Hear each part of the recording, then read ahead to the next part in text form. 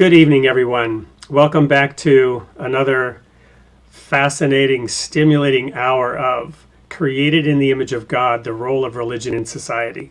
I'm your host, Wade Fransson, former minister, spent a life studying primarily the Holy Scriptures as recorded in the Bible, but also other religious inputs, as well as some philosophy, have a liberal arts background, degree in theology.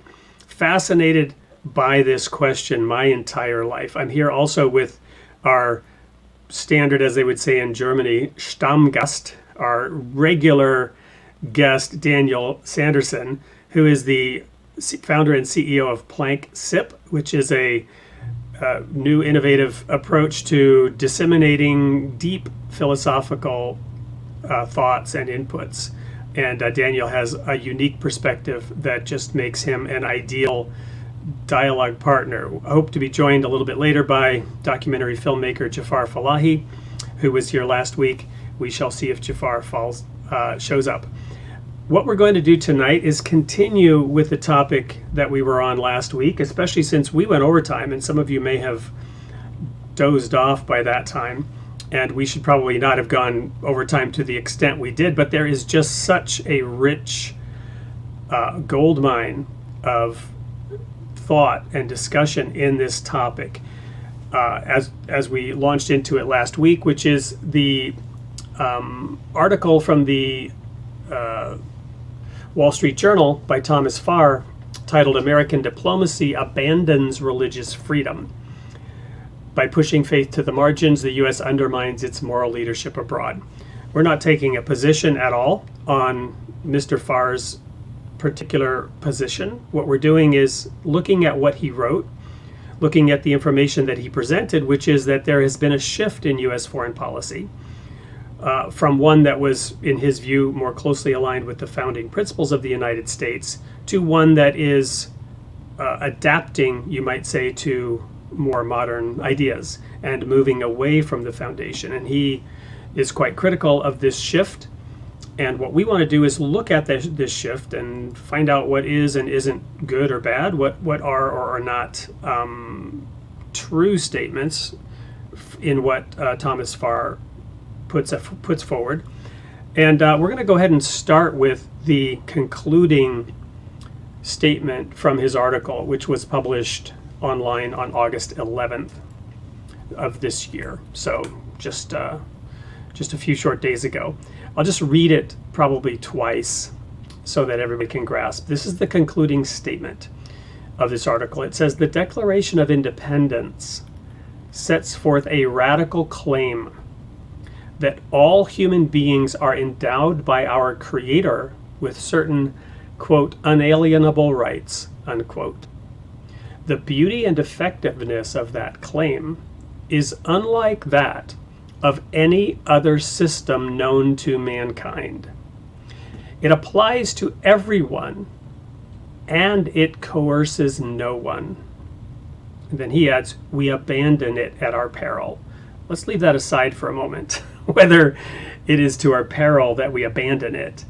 And let's just talk about the substance of what he's saying here. And I'll go over to you in a moment, Daniel, so fair warning to ask for your opinion on this. But in particular, obviously, the title of our show, Created in the Image of God, right? And then the role of religion in society. You can see why this quote really gets at what we're trying to do on this show. He says that the Declaration of Independence sets forth a radical claim that all human beings are endowed by our Creator with certain unalienable rights. And we've got Jafar joining us, so I'm just going to add him to the stream here. Welcome, Jafar. You may have gotten the email that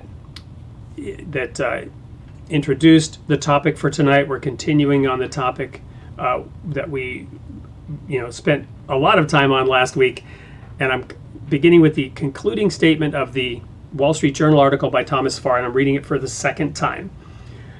His concluding statement, "The Declaration of Independence sets forth a radical claim that all human beings are endowed by our Creator with certain unalienable rights." And then he says, "The beauty and effectiveness of that claim is unlike that of any other system known to mankind. It applies to everyone, and it coerces no one. So Daniel, over to you. What are your thoughts about that statement? True? Hyperbole? Valid? What is your take on it? I think it's a very direct observation. Really, it's quite it's very straightforward. And I guess the point that I was going to make, Wade, is that this particular sentence, if I can partially reread it, the Declaration of Independence sets forth a radical claim. Okay, that's fine. So it's saying that it's upending something that was the status quo, and that's fair enough. Then it also says that all human beings were endowed by our Creator with certain unalienable rights.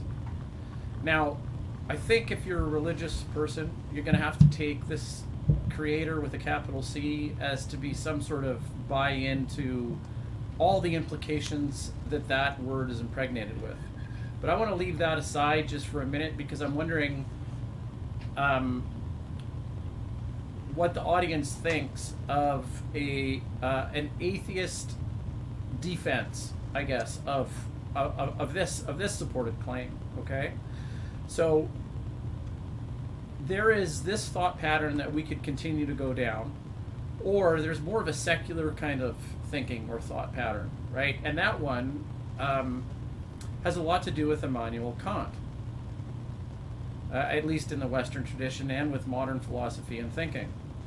Now, the difference, the main difference, there's quite a few, but the main difference in this, if we're going to compare unalienable rights with what's emerging out of the German ideology, would be the concept of dignity. Okay, so if you can suspend two ideas for a minute and say which one's inalienable rights and which one's dignity, there's a couple observations we can make. Dignity could just be included and defined and made more crystallized, or dignity has got a different sort of kind of connotation to it. Dignity is something that I give you, right? It's something that a power structure almost says. Like respect. Like respect. You can give somebody respect. Well, no, that would be going against, I guess, the kind of point that I'm trying to make, and that is that certain unalienable rights is one kind of overarching wise blanket, I think.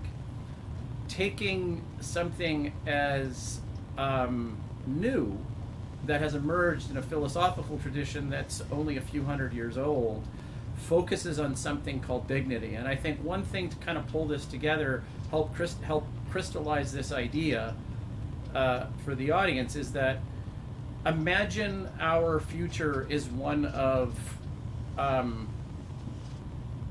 dramatic change economically, say a financial collapse, say, for example. Right? It's not hard for me to imagine, given current circumstances. Go ahead.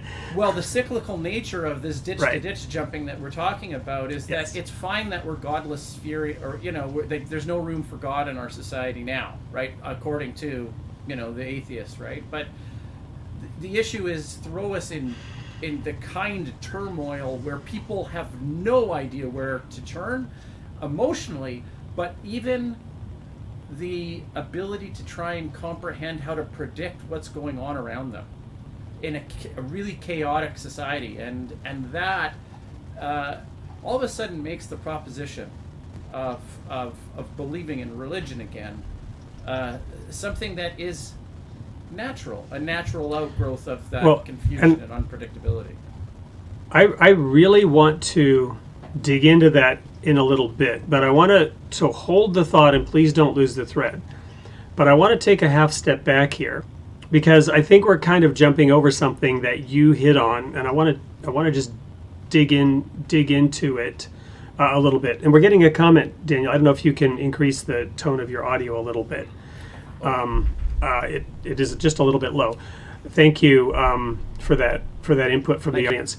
But what I want to hone in on here is, you talked about creator with a capital C, and obviously, and you've brought in Kant, and you've said that that's a relatively new, right, perspective. So when did Immanuel Kant live and teach in comparison to the writing of the Declaration of Independence, right?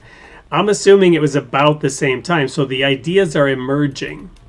And yet the founders of the Constitution and the Declaration of Independence... I have to interrupt, though. I have to Yep. wait. The point was only that there was something anchored in God. Right. No, and I'm going to get there. I'm going to get there. Okay.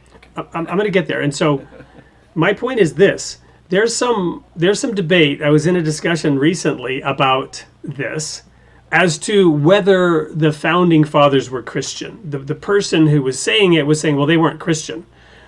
That doesn't matter to me at all. But it was an interesting topic, and we all know that, or I shouldn't say that, but many know that. I think it was Thomas Jefferson in particular who was proclaimed a deist, which, according to orthodoxy, means he's not Christian. So even amongst the founding fathers, there were differences of religious opinion, and they were quite profound by religious standards, right? They were the kind of differences that in other contexts had them sending each other to hell, right? In other words, because you don't believe exactly as I believe on this doctrine, right? This point of belief, of proclaimed faith, therefore you are not saved and you're going to hell, whereas I am not. So these are not minor differences. What's my point here? My point is, the second part of this quote says, it applies to everyone and it coerces no one.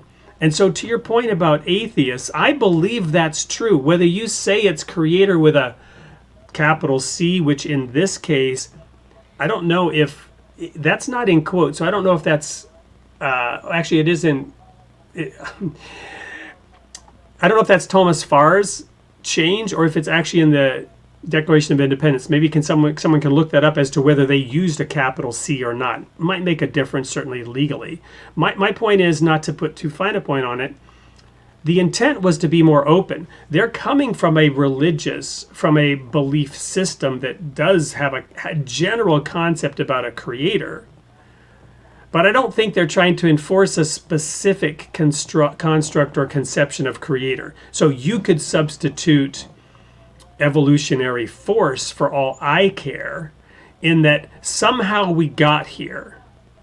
And we, because of what we are, and I say created in God's image, but Kant would have taken a different, but because of what we are, we have a certain dignity. We have certain unalienable rights. So the first question, this is why I'm taking time to go into this, is, does it apply to everyone, and does it in fact coerce no one? Because that's a key statement that Thomas Farr makes here. Does it apply to everyone? And does it coerce no one? And this idea of coercion is really important.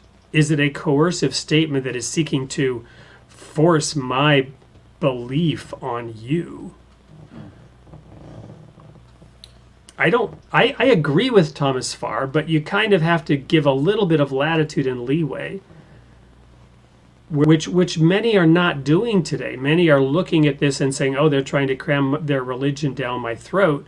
But I think that's the opposite of what the Founding Fathers were doing.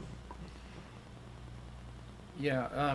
What do you think about coercion as something that may be happening in a neoliberal politics right now?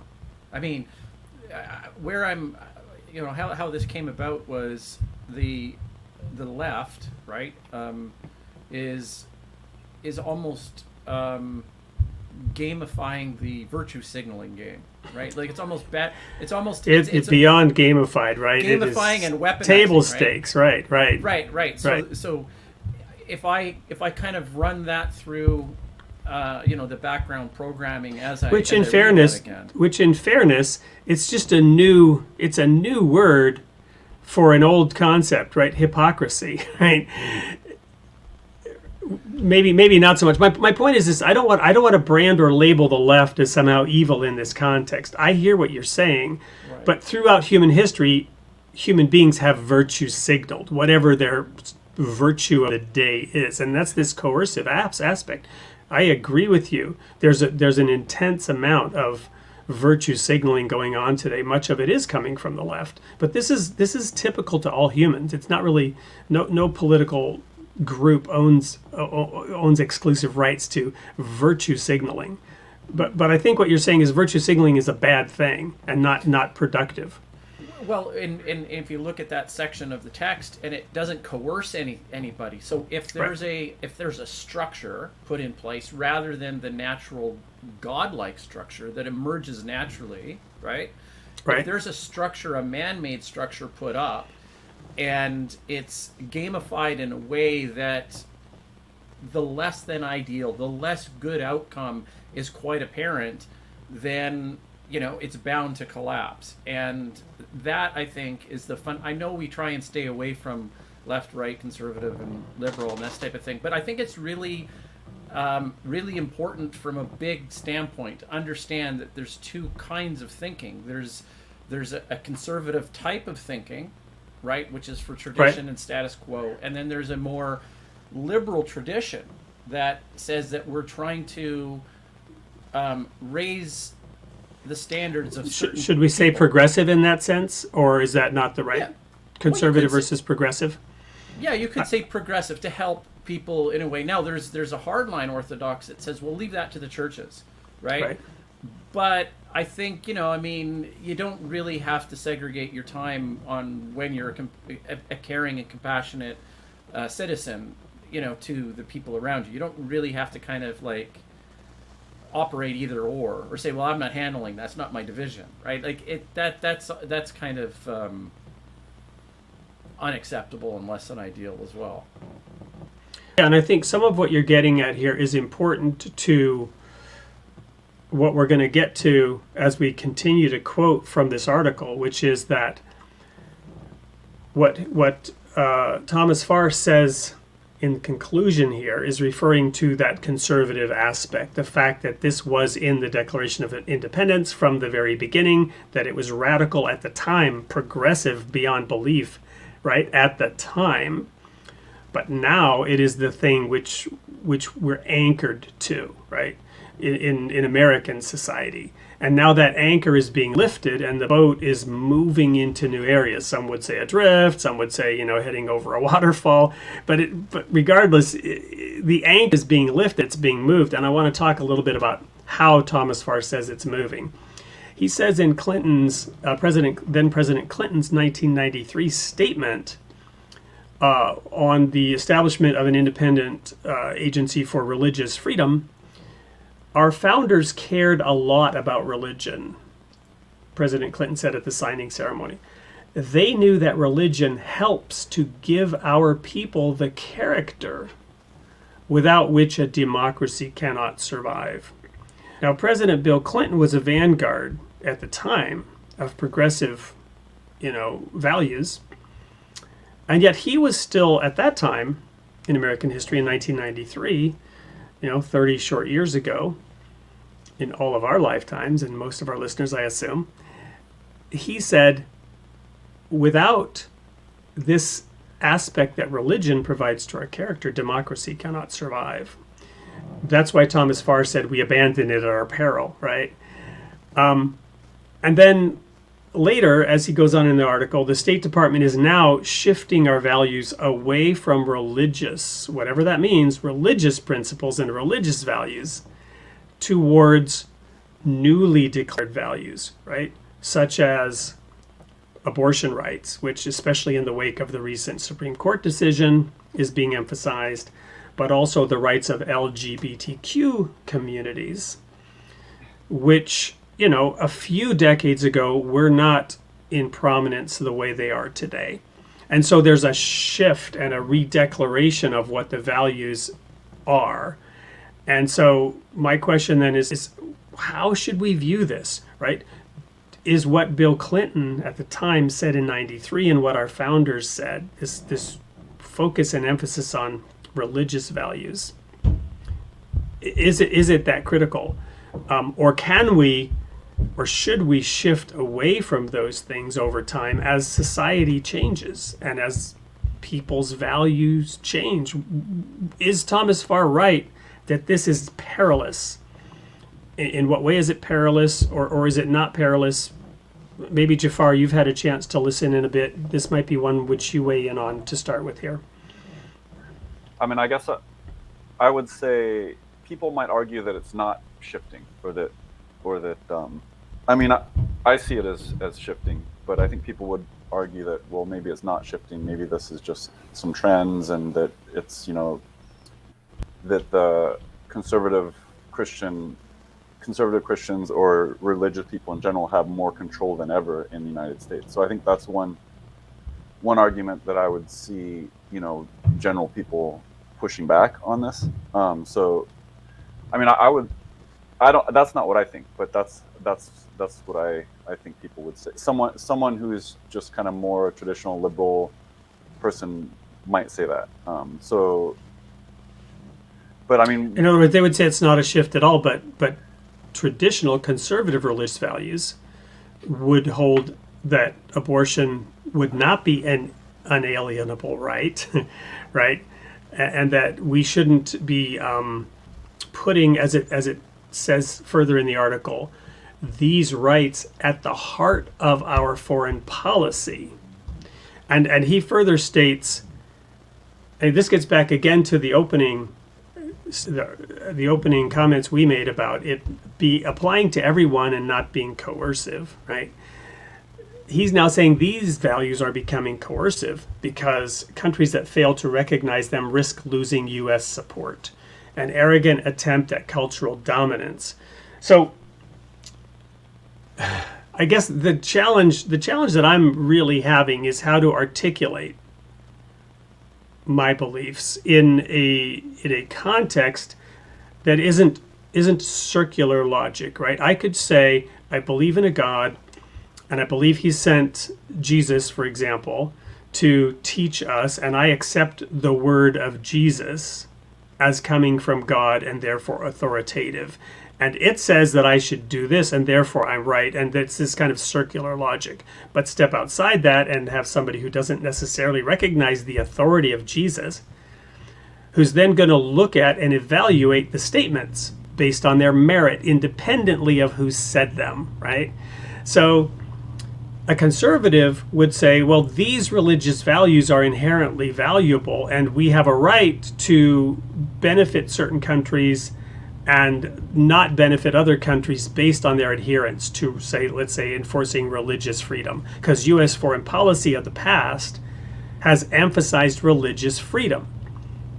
And indeed, I'm on a delegation that has sought to get various, representatives to sign on to sanction certain countries for their mistreatment of people based on their religious beliefs, for the lack of religious freedom. Well, that's also coercion, right? Obviously, that's equally coercive as it would be if the issue were LGBTQ rights. So what's the difference? Thomas Farr, to me, seems to miss this point. When he says the one is not coercive and the other one is, I kind of disagree a little bit with that. But culture has a coercive element, does it not? Culture, however you define it, tends to push conformity, tends to seek conformity, right? We have certain norms, and you're expected to adhere to them. And if you don't adhere to them, it's less likely that you will be successful. Yeah, it's natural that someone who's not part of the culture is gonna have a harder time in a new culture that's not their own. Like, that's just the way it goes. And so this gets at a whole nother Oprah, but one that's fascinating to me, and that is in America, we've had traditionally this melting pot, right? Where people come from all over the world, whatever they come from, wherever they come from, whatever identity they come from, they became part of the melting pot. So they adopted a common culture, right? And then they reaped the rewards of being part of the American experiment, the American culture. And over time, we've identified that certain groups, based on certain characteristics, have not benefited in the same way. And we've identified certain things such as racial characteristics or sexual preferences. And we've identified that those groups are not benefiting equally in society. And so we've made laws to reinforce their right to experience the same outcomes given the same opportunities and the same choices, you might say, right? This is a thorny issue as well, outcomes versus equity and so forth. But you see there's a whole host of issues mixed in this. My point is this: if you have different characteristics and you behave differently, right? You're culturally different. There's a difference. And so culture is coercive in the sense that it says, look, we need you to show up on time. The culture in certain countries around punctuality is different from the culture of other countries around punctuality. And if you adopt the punctuality standards of one country in a country that has different punctuality standards, you're likely to lose your job based on showing up late. And that would be deemed a legitimate, what's the word I'm looking for? A legitimate... Cultural norm. Well, cultural norm, but also the penalty, right? A legitimate discrimination. It would be a legitimate form of discrimination to discriminate against somebody who shows up late every day in favor of somebody who shows up on time today. That would be a legitimate form of discrimination. I guess the way I look at it is the culture that we have now in the West has worked for, over 2,000 years, or over 1,000 years, whatever you want to call it. Like our norms have worked, and they've produced a certain amount of progress. So I think that, and they were based in religion, and so this religion has, we've had it for 2,000 years or longer. We've had it for much longer than that. So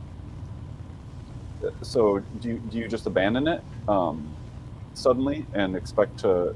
I mean, I guess that's my question for Daniel. Like, how do you feel about questioning and abandoning all the cultural norms that we've had for these 2,000 or 6,000 whatever years, and just start making up new ones and using our intellect to kind of be philosopher kings and design the future afresh?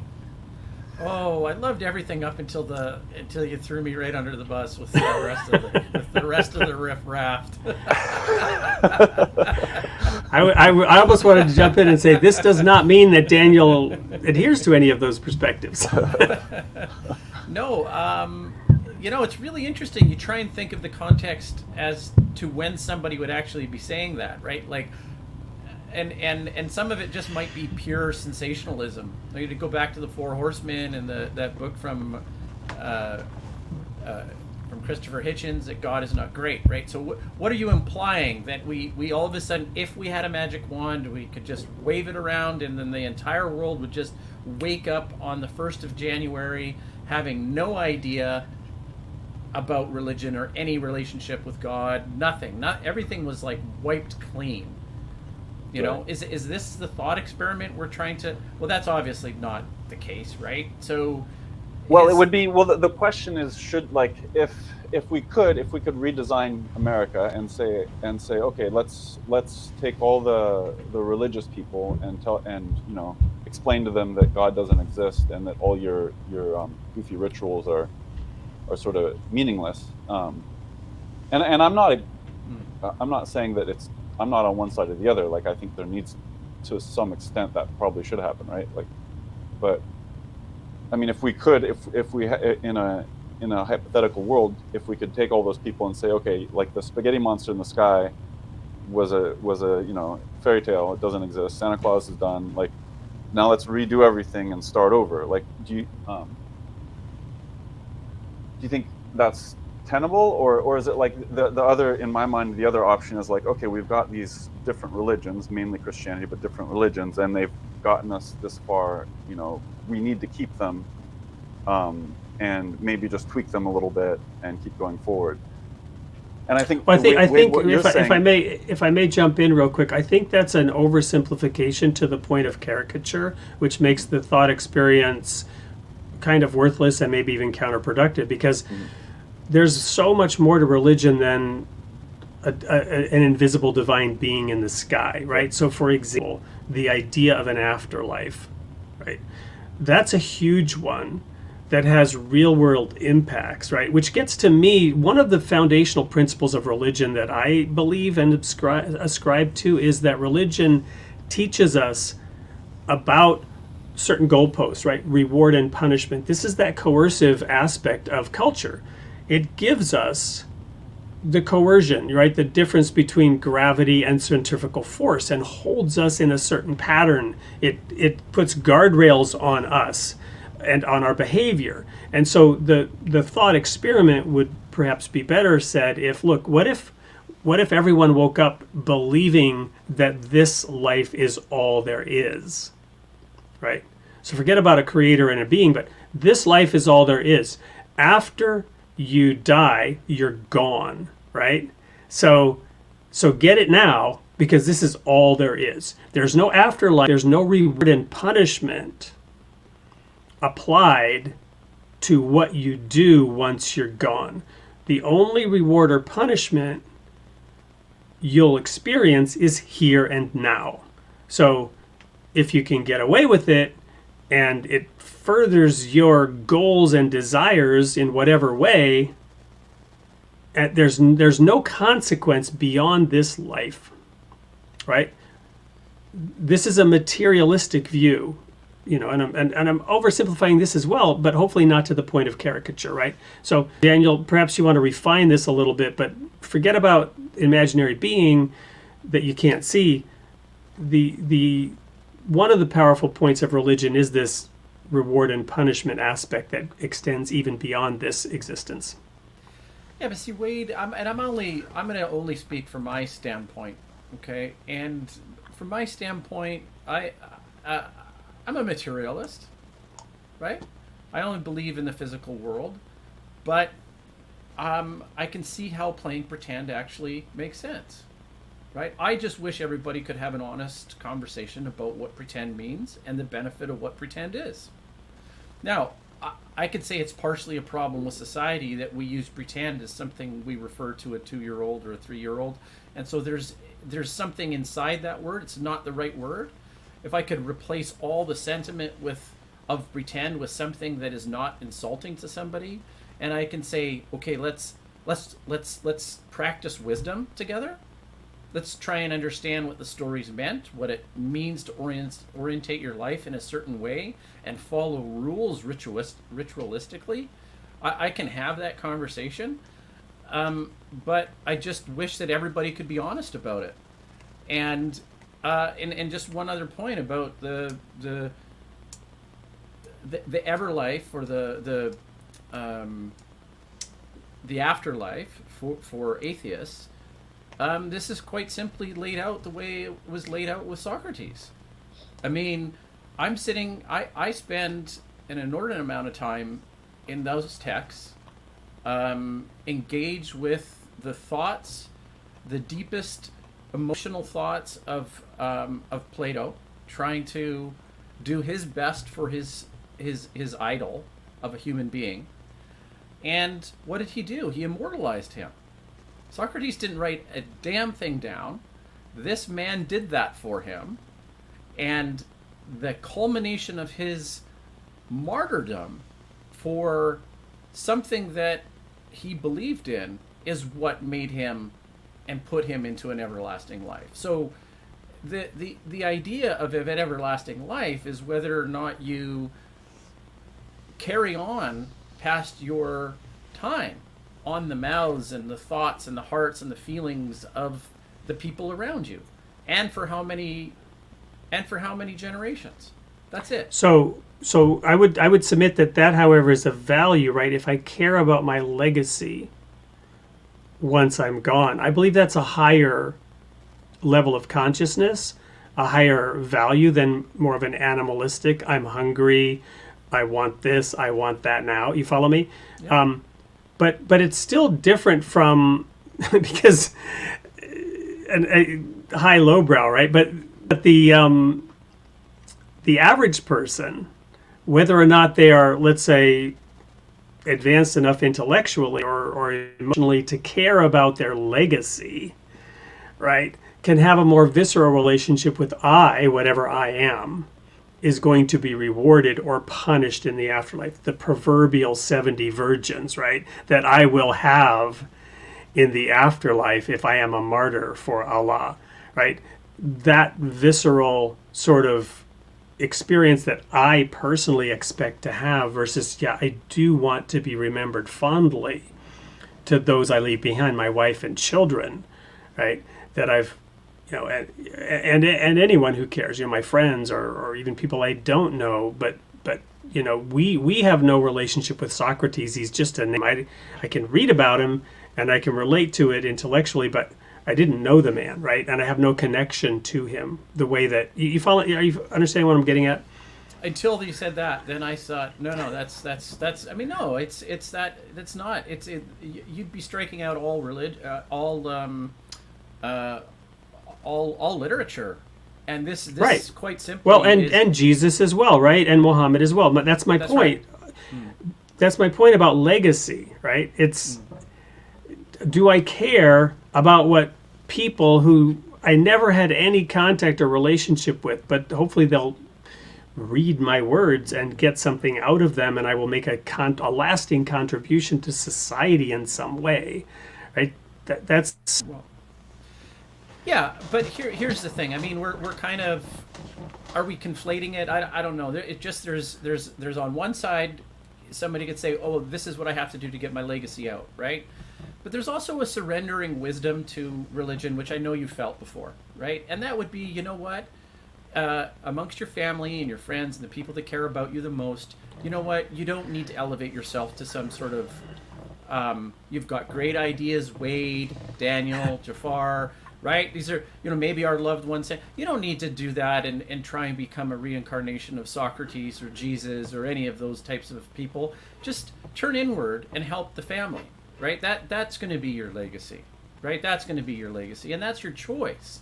But I see what I'm getting at, Daniel, though, is pre ability to even think about legacy, right? So I might care a little bit about my legacy now, but a whole lot more than I did when I was 16, 18, 20 years old, right? Yeah.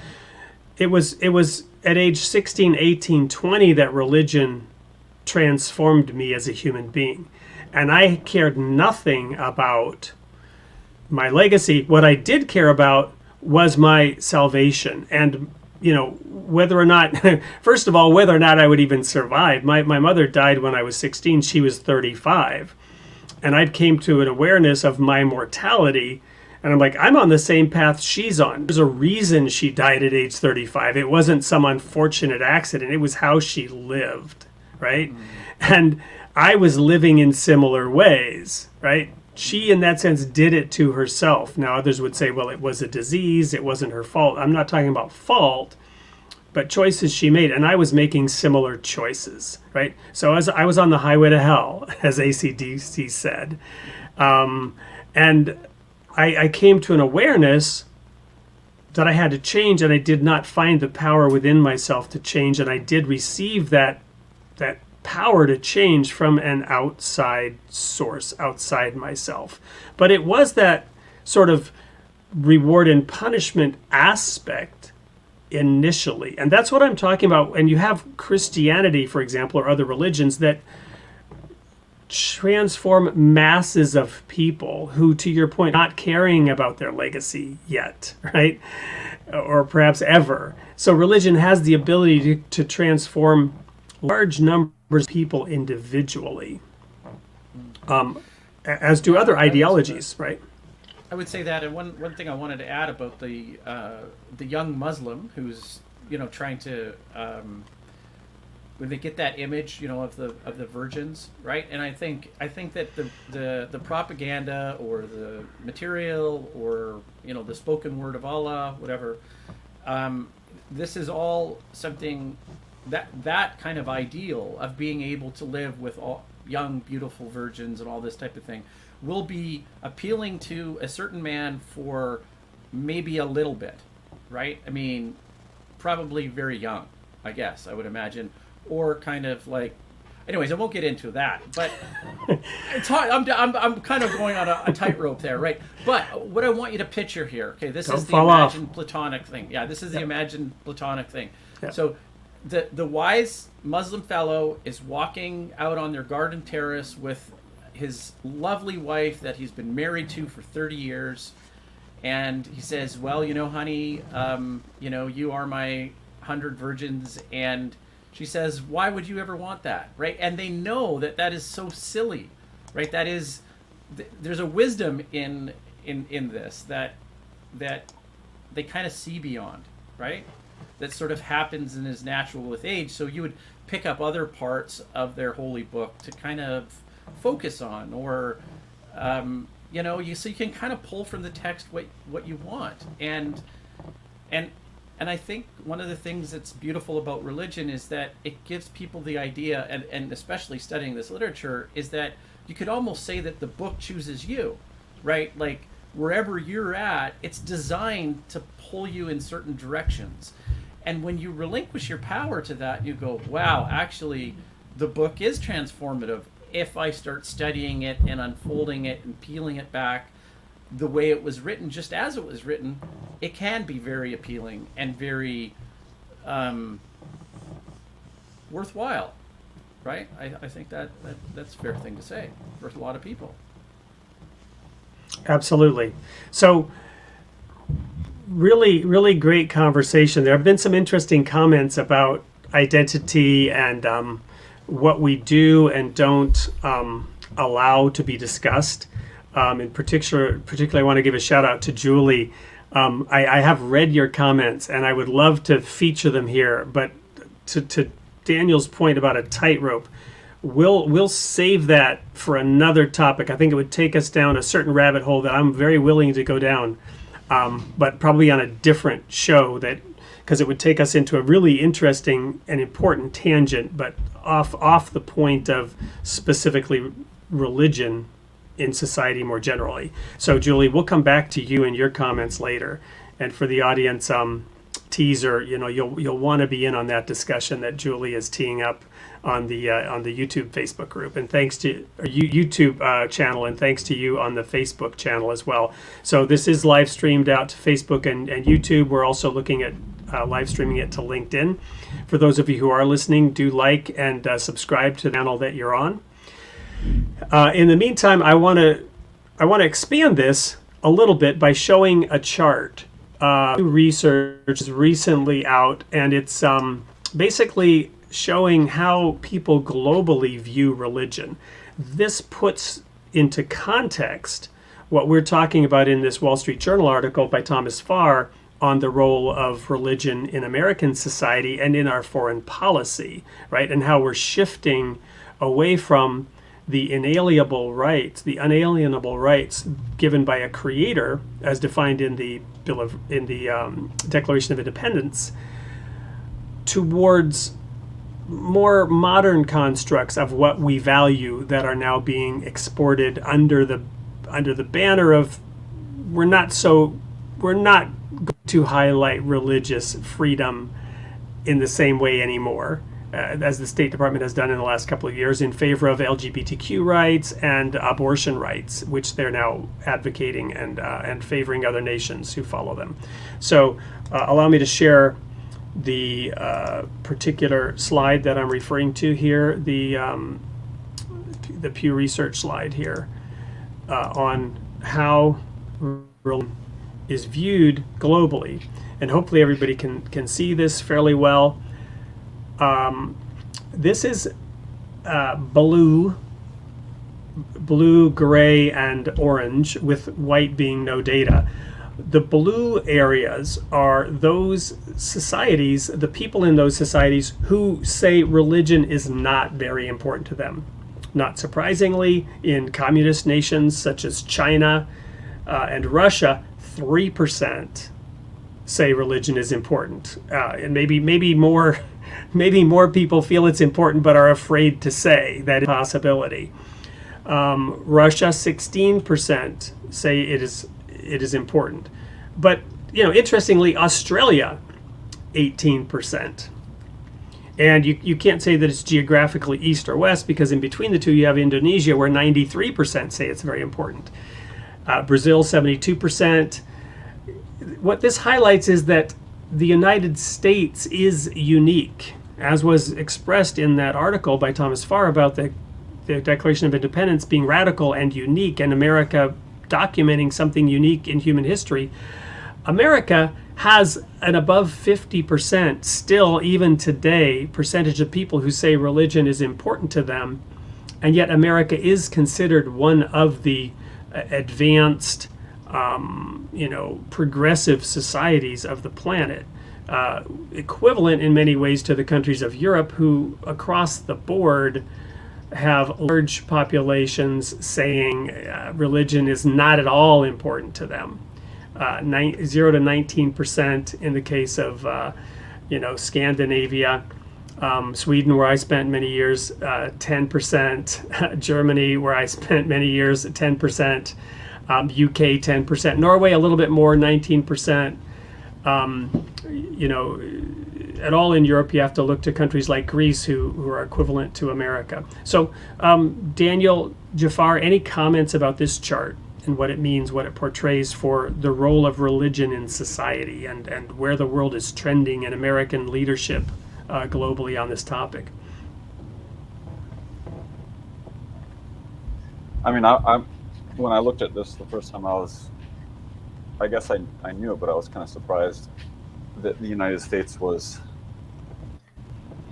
52%, but I don't know. I guess I knew it, but it's kind of interesting to see it put in perspective.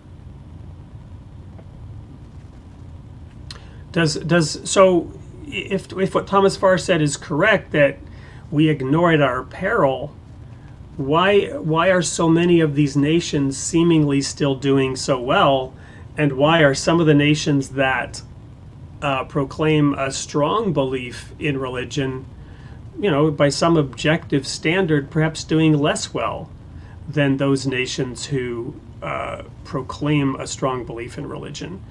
Or do we have even the right standard to measure by, right? If we're looking at materialism or, economic or political success, or even, how other people view those nations, right? Sweden, for example, with only 10% has, I remember that when I was there, Sweden touted itself as having a reputation of being the humanitarian superpower, because the people of Sweden were really in the top tier of people who were exporting, a kind of welfare in a positive sense, right? Meaning they were really looking to help and improve other nations and assist other nations benefit from whatever technology they had, whatever experience they had, whatever good things they could export to the world. The United States was founded on people fleeing from Europe so that they could remain religious, right? So it's like everyone that was in Europe that wanted to be religious, not everyone, but they jumped across the sea and landed in America, and they're like, okay, now we can do our thing. So I guess you kind of have a concentration of those people that wanted to practice religion in a free way that landed in America, and it's saturated with that, I guess.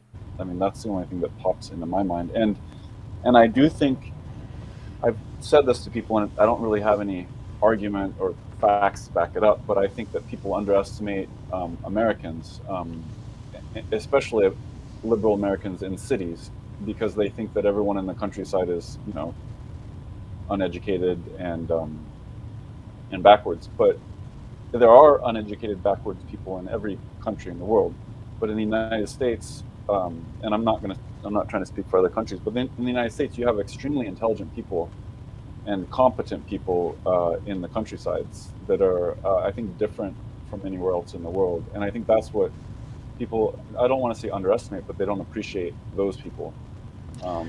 So I want to make one quick comment on that. I want to flip over to you, Daniel, to talk about the distinction here in North America, the great divide on this chart between sort of gray America and blue Canada, right? And what that means, being that you're from Canada. But I want to say, Jafar, you hit on a really important point, and that is the historical perspective. Because let's not forget, and as I say this, I realize I'm probably going to be categorized now as coming from a certain political persuasion, because one side of the political spectrum in America emphasizes this point, and that is those aspects of American history where America did perform as a kind of global policeman in world wars and did in fact intervene in a military manner to protect those rights and freedoms which the people who came to America fled European nations in order to retain and maintain those freedoms of belief.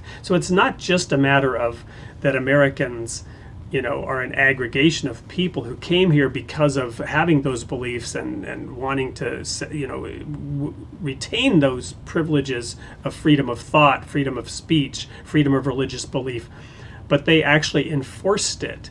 So America has indeed exerted an influence across the whole planet, which is undeniable, which has, from one perspective, led to an improvement in the quality of life for many other nations, regardless of what those nations believed or what those nations did.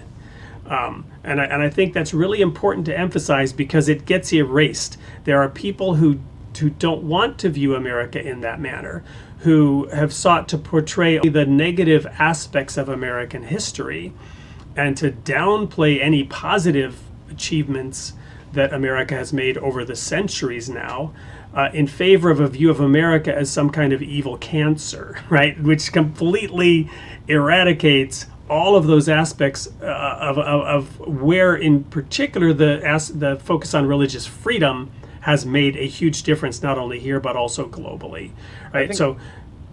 I think this is the problem. I think the problem in the United States is that one part of the population doesn't even see the other part of the population, and I think the rural conservative, competent, intelligent people are not seen by, they're not seen by liberal America at all. They're not seen, and when they are seen, they're just seen as racist, and that's what happened with. I think that's what happened with Trump, and why he was so popular is because he suddenly cast a line to those guys, and kind of set a spark in that part of America that hasn't been seen, or that's been looked down on. And I don't think you can deny that. You can deny the character of those people, but you can't deny that there's a lot of them. And I think that if you talk to them, they've been characterized as racist and poor or whatever. But if you go actually talk to enough of the people, and not just the people that you see in the YouTube videos at the rallies. Yeah, so thank you, Jafar. I wanted to share this quick comment from Angela, which is adding another aspect to the discussion here, which is that whether they're called religious ideas or not, or whether people that are implementing them are, referring to them from a religious perspective, I think of Albert Schweitzer, who was leading figure in terms of exporting. He's in Africa establishing hospitals, right, based on his religious beliefs, that humanitarian aspect. And those traditions have continued on in Europe. And people still do them, but today they don't claim to be doing them from a perspective of religion, and they haven't even held on to the religious beliefs. But I think it's undeniable that those perspectives were introduced into the culture through religion historically. But Sam Harris would consider that a success. Like, you've carried on all the good things and got rid of all the right. All the, that's exactly what he argues for. Like, let's let go of the. So that's why I said spaghetti monster. Like, let go of the right religiosity part of it and just keep the ethical parts right. without the Bible. So Daniel, over to you. Is that what has been in Canada? Is that why Canada experiences many of the same benefits, and perhaps even more in some cases, than America does, and yet per this chart, Canada only has 27% of people who say religion is important, and America has twice that? I want you to repeat that question though, because I know where I wanted to go, but can you Sure. tighten that one So, up again? yeah, so Canada, in many ways, I joke because I was born in Canada that the national characteristic of, or the national identity of a Canadian is not American, right? Because they want to distance themselves from America.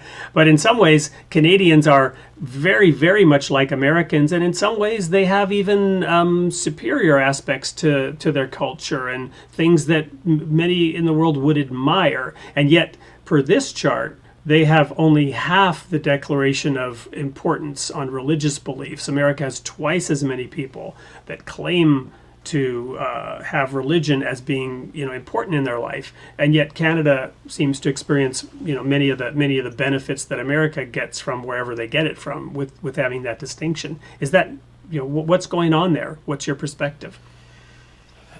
Well, yeah, I mean, Canada has less God implicit in their daily routines, I would suppose. So we're more of a secular country. But I think when you look at Russia and China on the right hand side, and Canada and US on the other side, I think some of the numbers aren't as representative as what's behind the actual culture. I feel strongly bound to a Western culture, right? That upholds Christian values.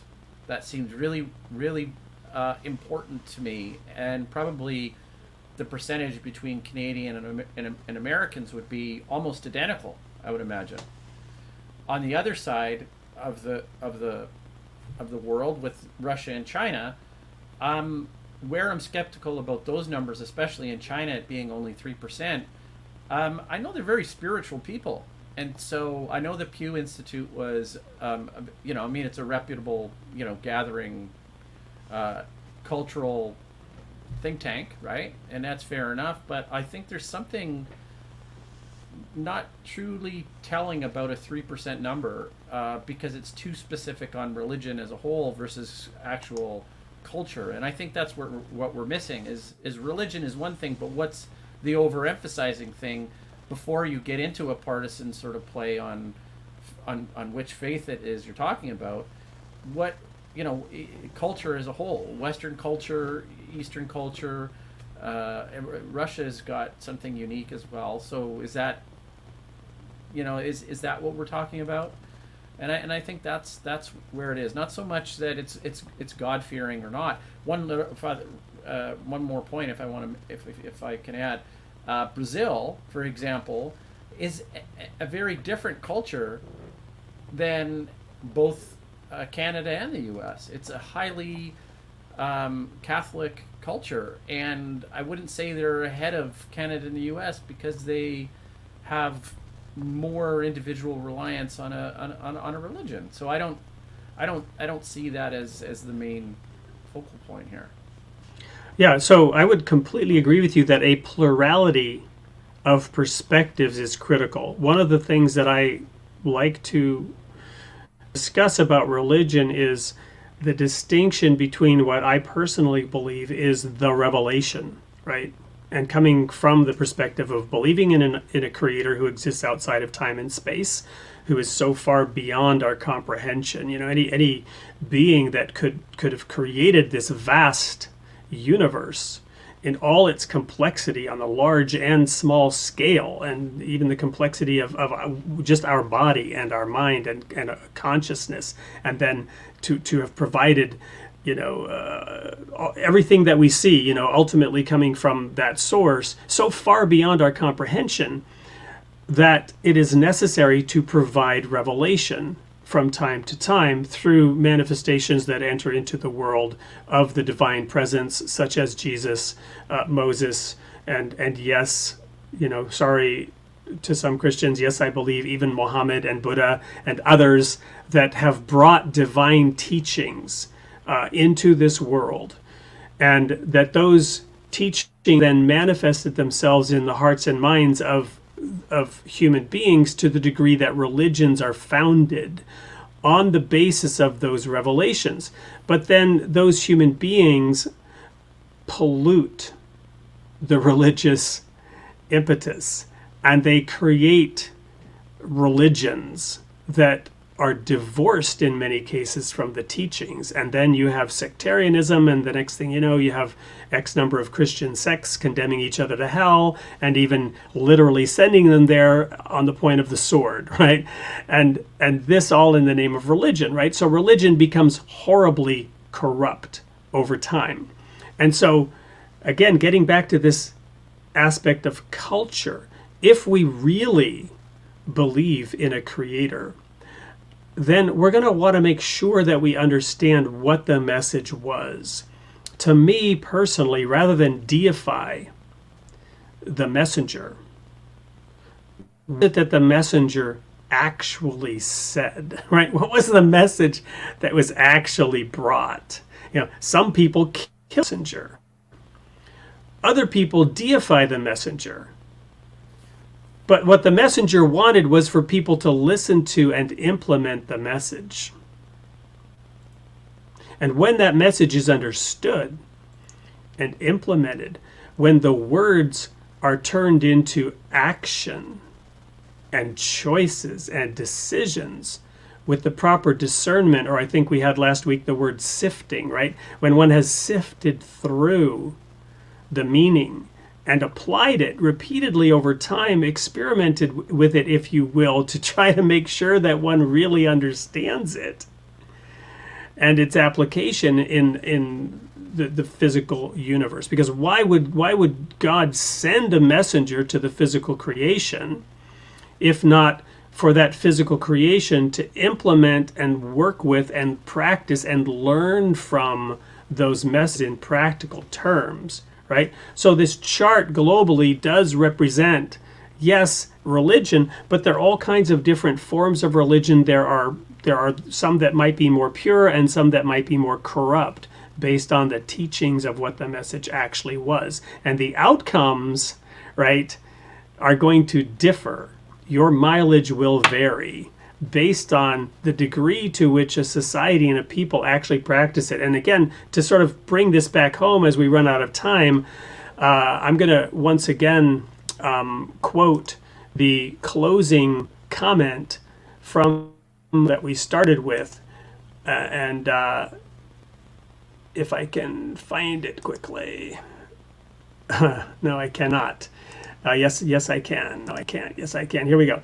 The Declaration of Independence sets forth a radical claim that all human beings are endowed by our Creator with certain unalienable rights. The beauty and effectiveness of that claim is unlike that of any other system known to mankind. It applies to everyone and it coerces no one. And I believe that it does not coerce anyone because it doesn't specify abortion or not abortion. It doesn't specify what we should or shouldn't feel about sexual preferences or transgender identities. It is not coercive. It is not prescriptive, right? It applies to everyone and it coerces no one.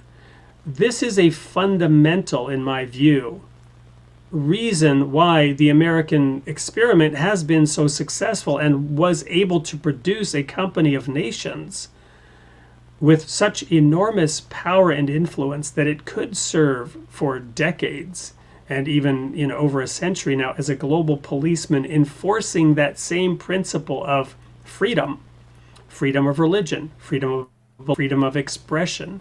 And so, and this wasn't a planned speech. I'm just coming to this through this discussion, through this consultation, that this is really a distinction here between the coercive and non-coercive, where we don't get prescriptive, where we don't presume to know exactly what it was that messenger told us, aside from the big, broad principles, and then give people the freedom to work, as it says in the Bible, work out your own salvation with fear and trembling. Those are kind of my concluding thoughts from this robust discussion. Daniel, Jafar, anything that you have that you'd like to share with the audience here as we conclude? Um, no, not really. There was like a few different tangents that were going on, but I mean, I do feel that the question of like whether, I guess I'm rambling a bit, but I don't think it necessarily has to be religion or not religion, or sort of how we're going to move forward. But my internet's cutting out. Why don't Daniel, you go ahead, because I don't really have any well-formulated ideas. Yeah, I'll say about the coercion and not non-coercion. I want to ask Wade, and you might extend it just another 2 or 5 minutes, but No problem. there appears, so here's where I would try and summarize for Wade, my friend here. I would say that there's a problem with the statement, because when he says it coerces no one, Wade's putting his hand up saying, yes, it does coerce certain people for certain reasons. And Wade's perspective is that when you're touching and you're looking at the big, broad brushstrokes of culture, that you have to be coercive in those areas. Actually, not. I was saying that earlier in the program, but what I'm saying that when you establish a culture, that culture becomes coercive, right? But what I'm saying is that the statement is not, because the statement has taken steps back away from being prescriptive, right? It is big and broad, and it's ideally suited for a company of 50 states, right? We've become 50 states, and it's conducive as a model for the planet, right? There are other federations that have been established. There's one that was competing with us for many decades called the Union of Soviet Socialist Republics. And to put in a quick plug for my third book, I go into the space and its implications prophetically and where that comes from my unique perspective. My point is not to plug my book right now, although I do want to plug my book. And for those of you watching, you can buy my books. But the point is, the Union of Soviet Socialist Republics and the United States of America exemplified two different paths. I'm not going to get into tonight. Perhaps that's a discussion for a future program. But there were key differences, and in the example of the United States, it was less coercive, it was less prescriptive, it did not enforce an ideology. Let's take communism as a religion, and it became the state religion, right? And in the name of that state religion, Stalin, murdered 20 million of his own citizens, right? Whereas the United States model was not coercive. It did come from a certain religious perspective, but in big, broad brushstrokes, it said every human being on earth has these unalienable rights, ergo it was not prescriptive. And yes, there was a certain almost ambient quality of instructive coercion, but enshrined in those rights was have your opinions and work towards the realization of them, but keep your hands out of anybody else's mind and heart, and let them think and believe what they want, and feel free to express what they want. Yeah. Would you say that the climate change movement is coercive? It can be. It absolutely can be. So the idea that there is climate change, and the idea that this stems from human activity, there are many who believe that the science is settled on that, and that what I've just said is absolutely incontrovertibly true. There are those who would dispute it. I'm not going to say whether they have a leg to stand on or not.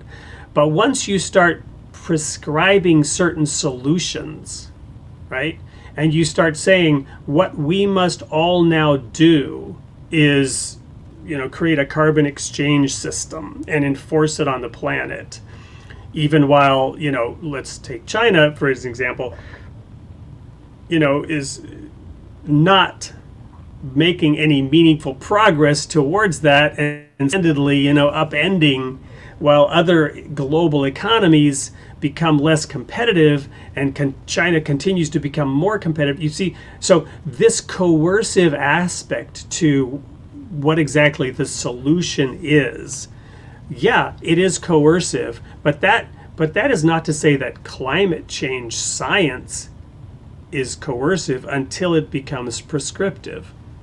Does that make sense? And I don't know if I answered the question adequately. Yeah, it does. But you say, okay, here's keys to the car, and how does a religion deal with something like climate change? And that's well, I'll tell you how, if I were in charge of religion, and I was a minister for a while, so in a small way I would be teaching that the first commandment is dress and keep the garden, and the second commandment is be fruitful and multiply. Right? So I would be teaching that. Look, first we have to learn how to take care of the car. First we have to, when we should and shouldn't use the car before we're given the keys to the car. Right? The second commandment is why humankind is the most invasive species the planet has ever known. But the first commandment was intended to prevent us from destroying the planet through our infestation, right? So dress and keep the garden comes before be fruitful and multiply. And so, for example, religiously in my family, I'm hounding my kids every day. This is recycling, right? This goes in this container. And why are we buying this thing? The big debate where I lost my cool and had to apologize to every member of my family was these Gatorade water bottles that use these Gatorade pods that are really cool. So now you got to go out and buy these plastic pods to put inside your water bottle to, run water through to make Gatorade. And it's just creating more garbage, right? And I'm trying to explain to my family, this is crass materialism and it is destructive. And what we do, the Bible says, he that is faithful in little is faithful in much. So yes, it is absolutely a component of my personal religion to care about climate change, because you can get at this, honestly without having to have a religion, but God specifically gave us that commandment. And to me, that is evidence of God's prophetic wisdom, meaning that he knows the end from the beginning. And the very first thing he said is, look, one day you're going to populate this entire planet. So learn how to take care of it before before you get there. Yeah, we are just a little ahead of ourselves, right? We populated it, we haven't quite figured that out. Well, it's a lot more fun to procreate than it is to clean up your mess. Go ahead, Jafar. Does anyone really believe that I find something disingenuous, like in my gut, about the idea that the rulers that we have now really care about fixing the climate. Like, I don't know. I'm not trying to criticize rulers, but like, it's a massive global virtue signal. Is that what you're saying? Well, I just don't see. I can't. If someone tells me that they believe in their heart that the rulers currently in the world are really trying to fix climate change, I hate to say it, but I'm gonna assume they're not very discerning.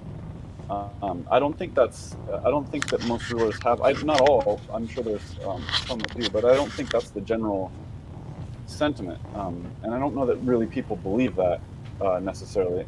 And that so like, I don't see the problem as climate change or what, pick an issue. I see the problem as like there's just a lack of desire and will for anyone to do anything about anything. Partially because what I'll say, I don't want to go too far down that. Jafar, I don't want to go too far down that rat hole. I don't want to ascribe motives or the lack thereof to other people, even our political leaders. But what I will say is that everything does become weaponized politically, right? People do tend to use, and this is the issue with virtue signaling, right? It is a natural tendency, for us to want to profess our goodness, our righteousness, but it gets back to descriptive act, right? That's where, to me, we need to be civically engaged on what the policies are and are not, and we have to do our homework. We can't be lazy. We have to really research into the topics. Well, the reason why I say that is just because there's so much arguing about those topics. Like just as a sensical person, when you see everyone debating and arguing, it doesn't have to be politicians. It could be, it can just be Right. like you and your friends. When there's just like this heated, kind of feverish argument, you can tell that it's absolutely, not, and the people aren't really trying to get to the bottom of the issue. And Yep, so, and to your because point, of that, like I don't your- take those things very seriously. Well, to your point, I don't want to ascribe motives, but I can identify behaviors. And it's very clear that the behavior of certain politicians is to mischaracterize their opponents, right? So it is disingenuous to pretend or to say that, all conservatives are climate deniers. That is bull.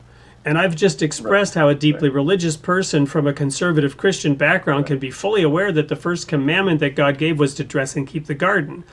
But when, and I'm not saying any one individual is doing it, but when a topic like climate change becomes a political, then you're naturally going to get opposition to that.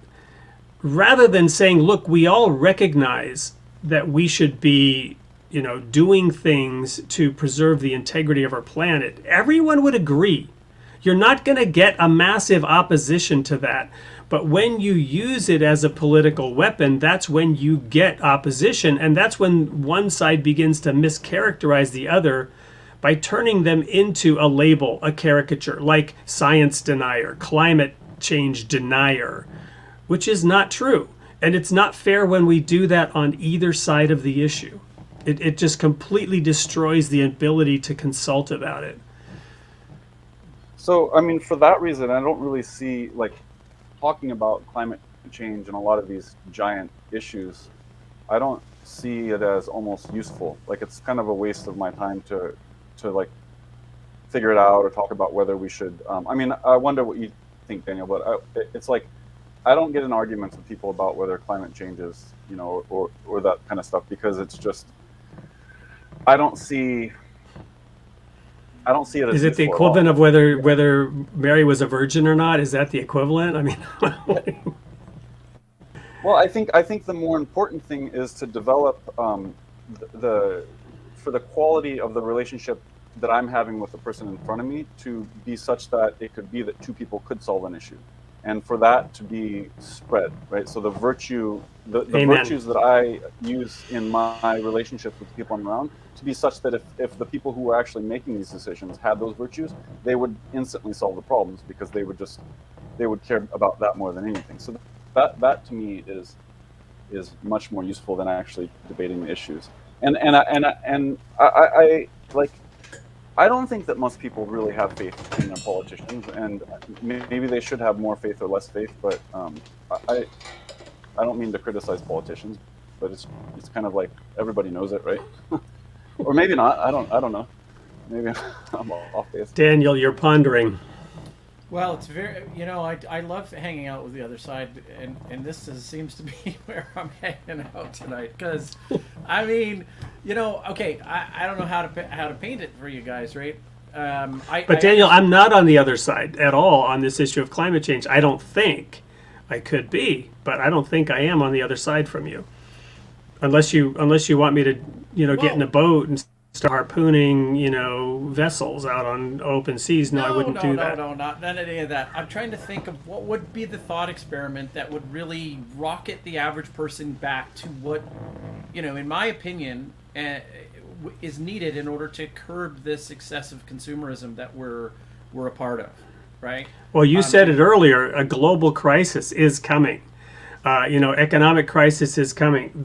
What we're doing, whether it is or isn't causing climate change, it is completely and totally unsustainable. We are on a toboggan slide to the hot place. Yeah, I'm not on the side you think I'm on either, Daniel. Like I'm on the side against the, like I don't think so. Against the arguing. I'm on the side that's against the arguing. Like I don't find arguing like that useful enough. And when I see people doing it on stage or on TV, I write them off instantly. Because it's useless and it's a distraction. And I think it's actually worse than a distraction. It's actually making things worse. And then you go and you dig into some of these issues, and a lot of times the things that are happening aren't beneficial to the environment that are supposed to be beneficial, and they're actually detrimental. So it's hard to, it's like a lot of issues. You really have to dig into them deep before you find out what's really going on and who's profiting the environment or pulling the wool over people. So it's complicated. There's a lot of nuance, and arguing about it is a complete waste of time.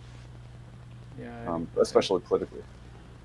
Yeah, I agree with that. I just what if the natural unfolding of the way things are the way things are going to unfold is there'd be an economic collapse, hardship, just because Wade has already said it's not sustainable.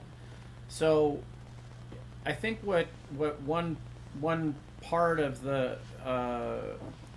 political divide is trying to do, and the scientists, they're trying to say, guys, hurry up, let's do this, because how much more evidence do we want to show you, right?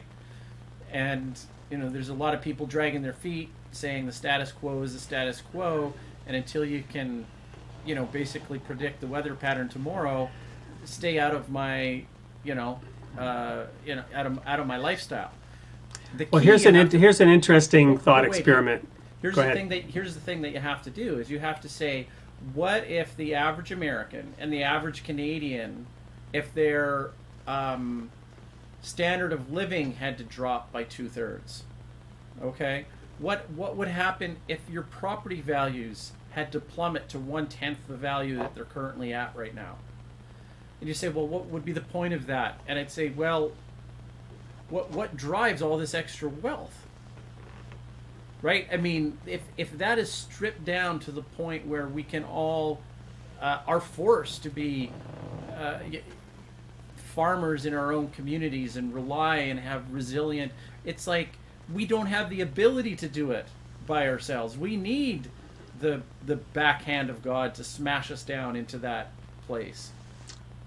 Well, this is the thought experiment I was going to say, is that I noticed it, so actually even before the pandemic hit, but with even more force once COVID hit, is that science has taken on the role of doomsayer.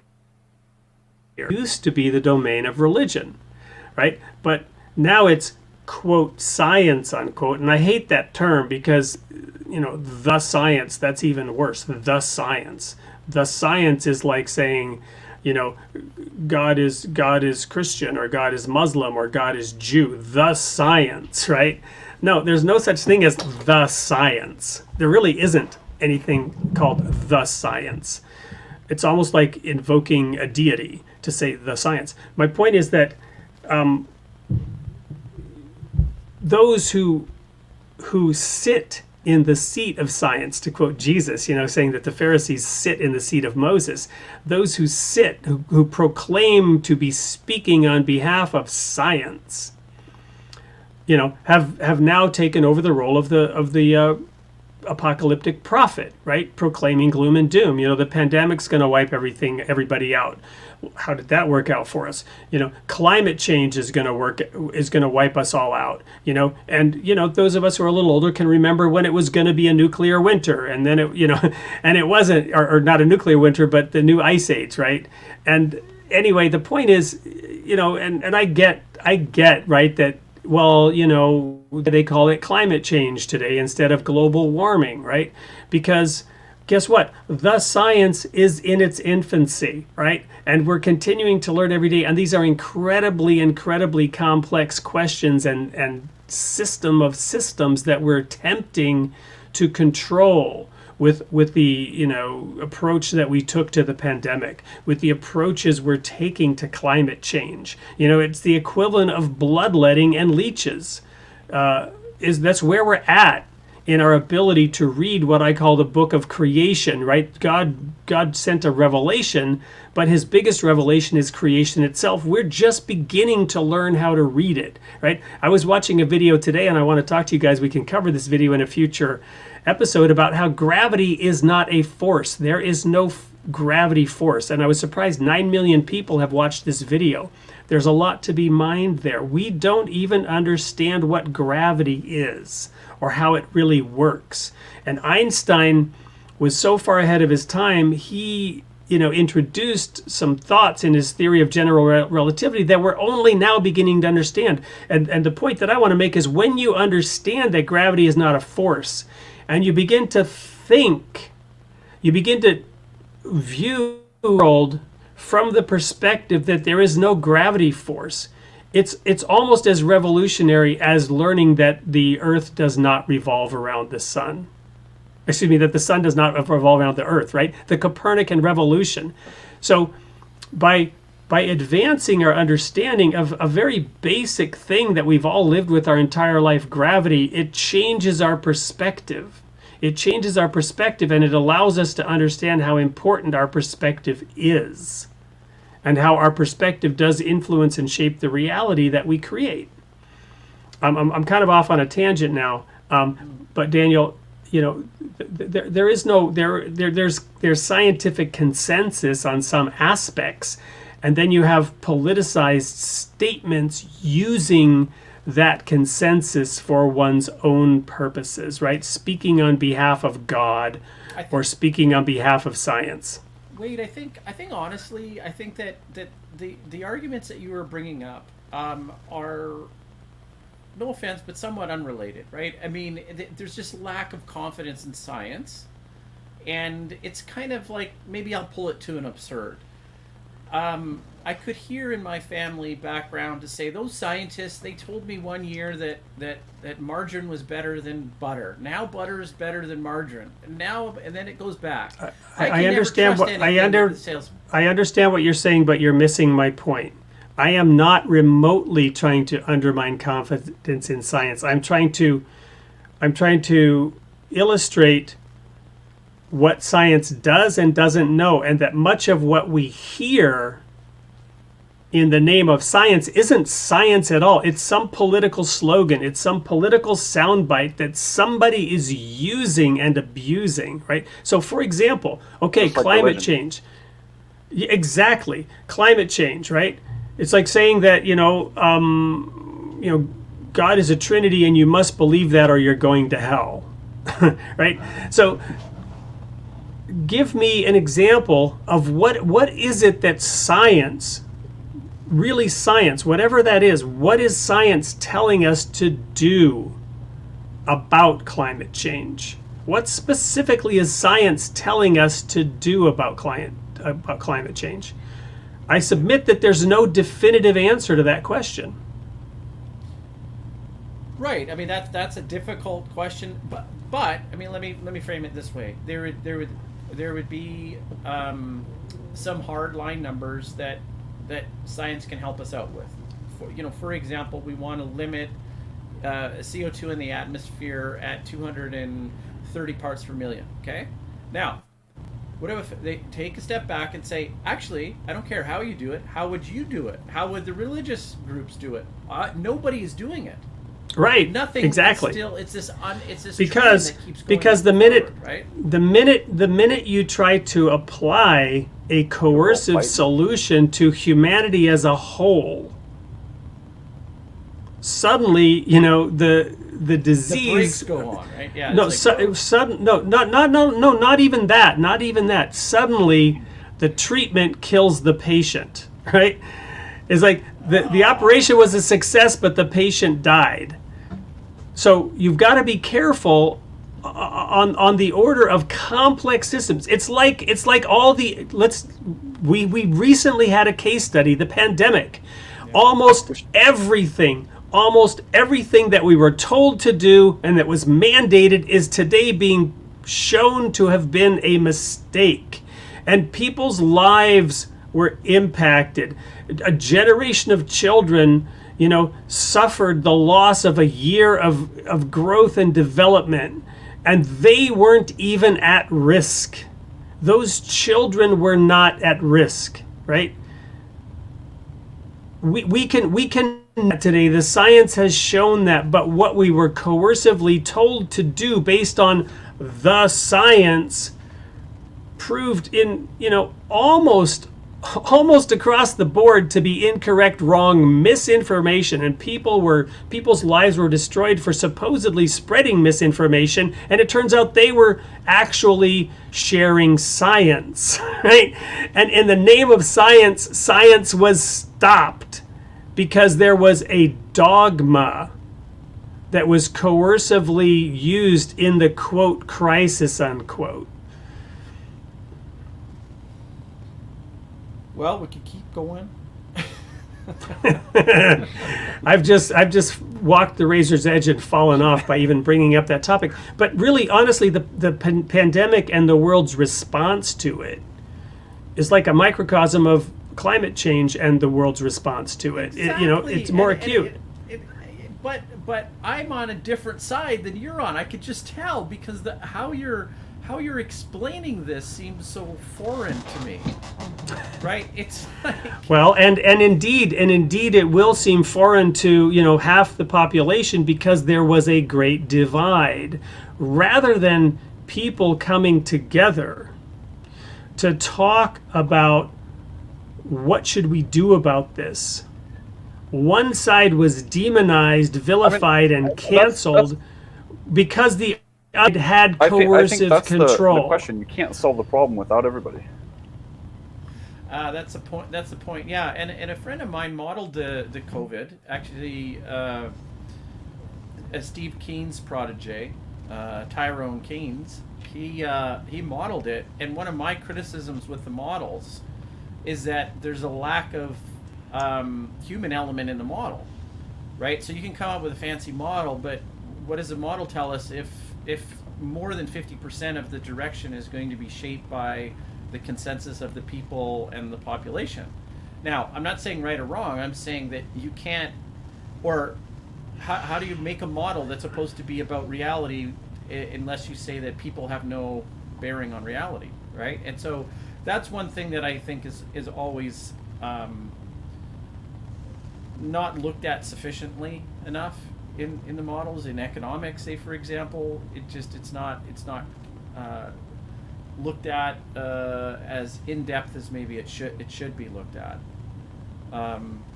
But I mean, I don't know. I look at things and I look at different countries on how they handled the pandemic, and I say, look, they're just simply a higher body count in the U.S. and I don't care what you say about Fauci or any of these guys about what they said and lies and noble lies and this and that and the other thing.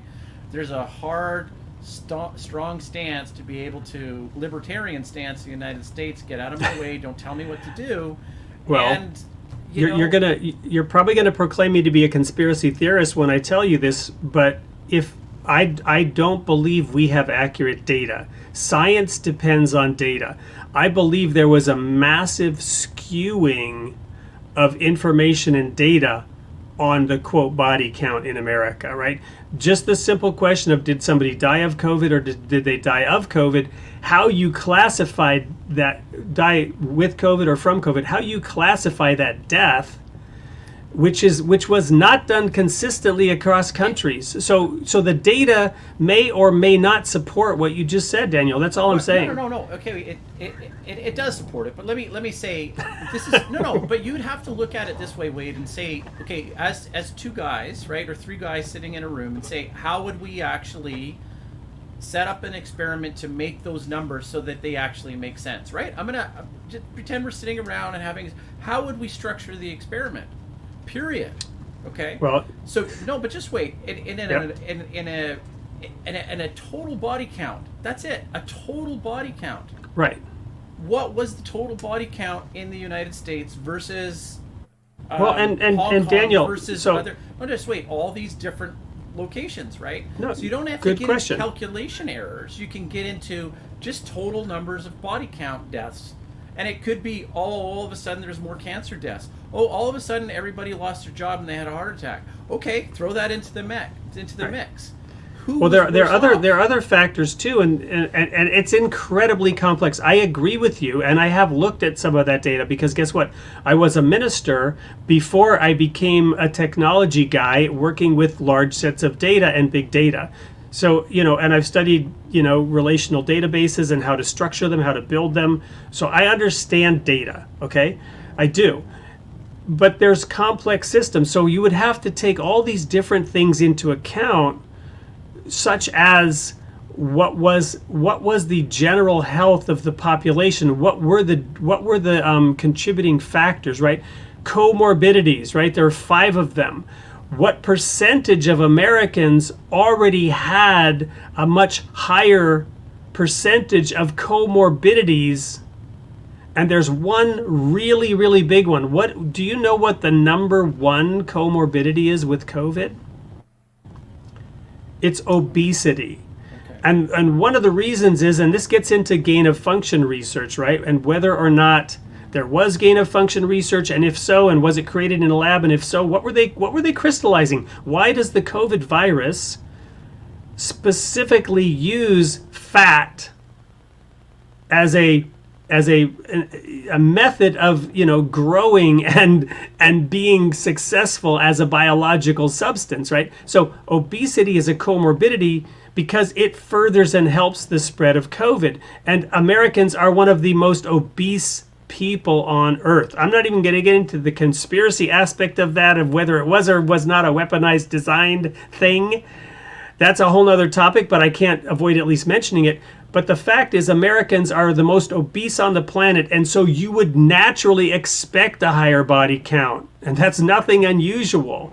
And that would have nothing to do with our response to the pandemic. It would have to do with our susceptibility to the pathogen.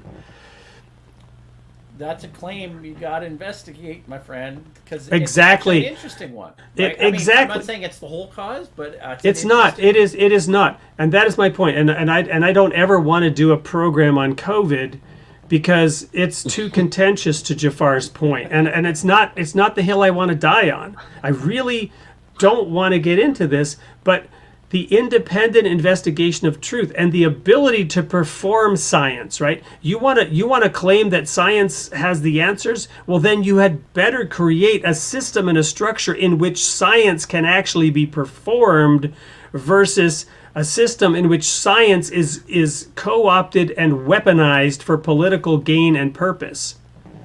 I mean, it's kind of making me laugh, Wade, because this thing is that most of the scientists belong to that club, right? It's not like half the scientists are on one side and half are on the other side. They're mostly, all the doctors or all of the bedazzled, sort of bewitched, politicized. No. I'm sorry. You would have to understand. And if we're talking about America, I'm sorry, but in God we trust. We put that right on top of the God in which we trust. Right? It's written on our dollar bills here in America. America worships the dollar bill. The Pew Research could maybe try to get at that. Do we as a nation value religion more than money? That would be an interesting question, right? But the entire infrastructure of medical science in America is motivated and controlled by money, including the research that gets done and the bias to which that research is applied. Now, I'm just going to put that out there as a big mega claim and just issue the challenge, for you to look into that. To what degree is it true that all the doctors supported the vaccines, and what were all the kickbacks that they were all getting in all the hospitals for doing certain things and not doing other things, even for reporting certain data in a certain way? So your science experiment about gathering the data, again, it goes back to garbage in, garbage out. If you're paying people to report the information a certain way, guess what you're gonna get? Wade, I get it a little bit, but these are professionals, right? These are, I don't think the whole establishment can be bamboozled the way you think they can be, right? No, it's subtle. It's not in this call. I'm expressing it in stark, somewhat exaggerated terms. But it's very subtle, right? It's little choices. That movie. Well, did you ever here's the see it thing, with Billy Bob Thornton? That movie by Billy Bob Thornton, where the guy finds the $1 million. A simple plan. A simple plan. That movie is horrifying because you see yourself making those same little decisions that lead to the horrific outcome in the end, along the way. Go ahead, Jafar. I think it goes back to the point we might have made last time, regardless of whether it's true or not, Daniel. Like it doesn't even matter whether what Wade's saying is true or not. Like a lot of people, well, I don't know how many, but there's a significant portion of the population believes it, right? And so, like, how do you? I mean, this is what I'm taking away from this call, and we've gone over by a little bit, but like, even if you have the right flat, like you're right. If you're right, but like you only have 30 or 50 or 60% of the population that believes you've still got to deal with that, the rest of those people. And what do you do with them if they all think that you're trying to take over the world and oppress them? What do you do with them? Did you kill them? You have to deal with them, and so that becomes the cancel priority. them, The shut priority them is up, not whether you're right deplatform or them. not. Yeah, the priority is not whether you're right or not. The priority is like, okay, how do we get along to even lay the foundation to find out what's right and wrong in a harmonious way? Because if you can't do that, it doesn't matter, because there's 7 billion people and they can all have different ideas. So I think that all these issues are superfluous compared to like how do we achieve some sort of cultural unity so that we can tackle problems. It's like what the problems are and how you solve them are secondary to that completely, I think. I mean, it's an epistemological problem. How do we, together as a body politic, solve problems? And how do we input and knowledge in, knowledge out? Like, because we don't have that right now, and it's getting worse, right? So. Yeah, and I do see the fascist tendency on the left that, as you have the crisis, the climate crisis, say, for example, or economic collapse bearing down on us, what happens when resources get restricted? How do they get restricted? Who decides? How do we decide?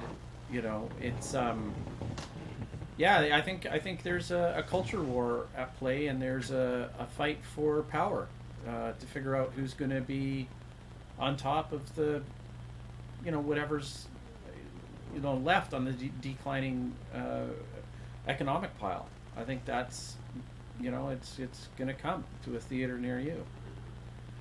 Utopian visions become dystopian very quickly, whether they come from religion or whether they come from some other source. Yeah. Right? And again, it's that coercive aspect. Well, wait. I was.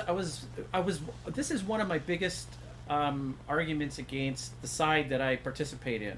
Right, is on the climate part. Right, I'm very passionate about that. But one of the things that I notice is that there's a ubiquity or an evening amount out for all of the population.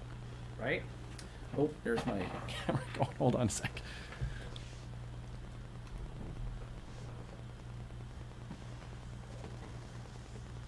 I'm back. I might have to hold the camera for a second. But there seems to be like a... Oh, that's not it. Oh, I'm good. Okay. There's this hidden assumption that everybody's going to get equal, right? Everybody's going to, let's raise up the dispossessed, let's fix their problems, and then redistribute everything. And I'm thinking, wait a minute, we'll take a step back for just a minute here. Oh, right? horror of horrors. Well, but just logistically, it's almost impossible. Like, I mean, this kind of seems to be. It was tried. It was tried in Russia.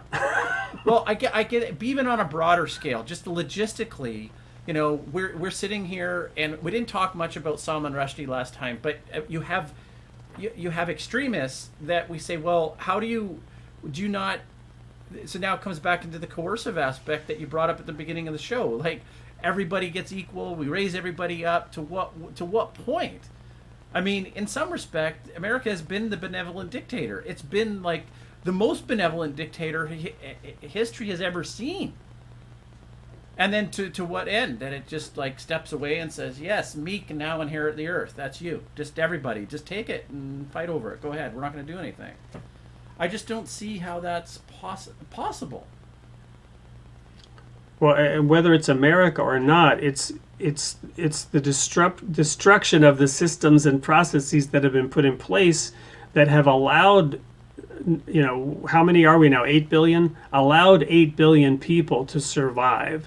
And the aggregation of these, beings into cities of, 10, 20 million people that cannot survive 2 weeks.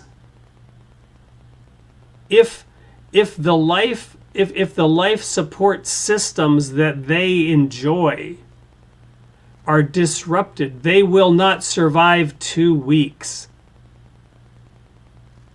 So the idea of some great reset, it's not going to end well.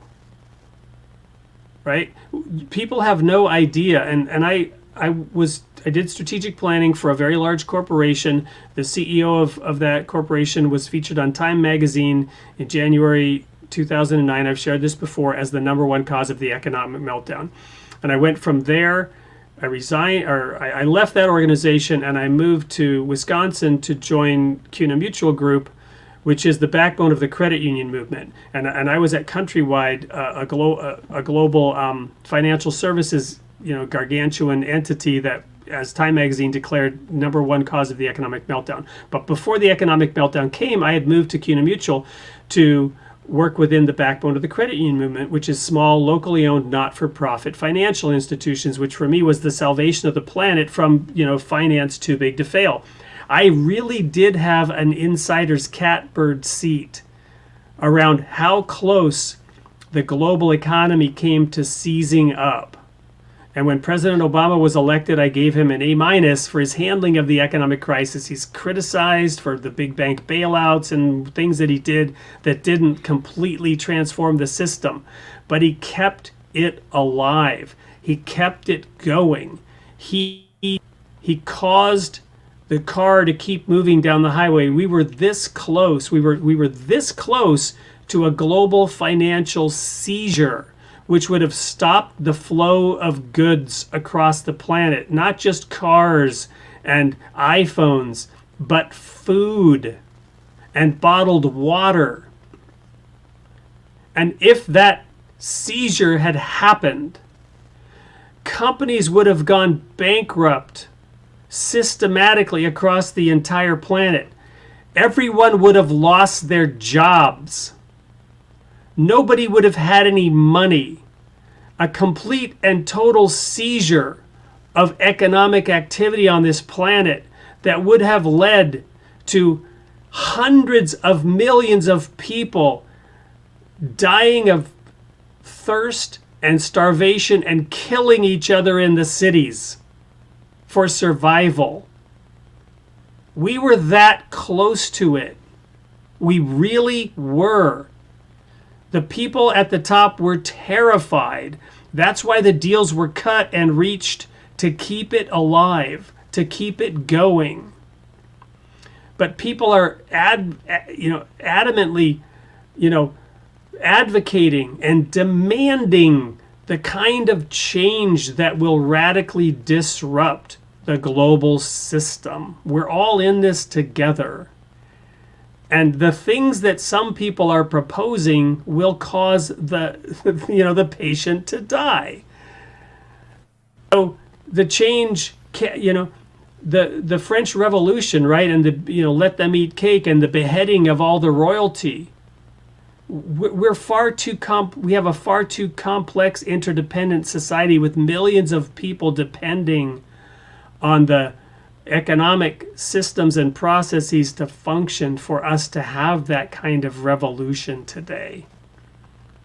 It would be, go read the book of Revelation if you want to know what that looks like. And so, again, the kind of change that some people are advocating is very dangerous. Just not only philosophically, but to our immediate survival. You know, we're in a world of hurt because of the system that we've built, and it's not sustainable. But we also have to be careful about how we transform and how we transition. And to Jafar's point, we need to work together, and everybody needs to be involved in that discussion, because if one side gets power and starts coercing and enforcing their will, you know, it will not end well. So that's where I'm coming from. I'm really not on any side of it. I'm really trying to understand as much as I can, and in a sense be above it, but not in a negative way. To understand, to elevate my awareness, to understand what each side is saying and what's reasonable and practical and possible, you know, amongst the contending peoples of mankind today. I don't know if that helps explain more, Daniel, of where I'm coming from. No, I think that's perfect. I think that's probably a really good summary for the end of the show. It's lots to talk about. Absolutely. And Daniel, thank you so much. And Jafar, having some technical difficulties, and or maybe he just fell asleep there at the end. We've gone on even longer than last week. But hopefully everyone here has been finding this series enjoyable. We look forward to seeing you next week. One quick announcement. We will be moving this to an hour later to accommodate our West Coast friends, including Daniel. So in the month of August, we plan to shift this show, to begin an hour later, which would be 9 o'clock Eastern Time, 8 o'clock Central, 7 o'clock Mountain, 6 p.m. West Coast time. So Daniel, hailing from beautiful British Columbia, thank you so much for joining us, and everyone have a great night. We'll talk to you next week. See ya.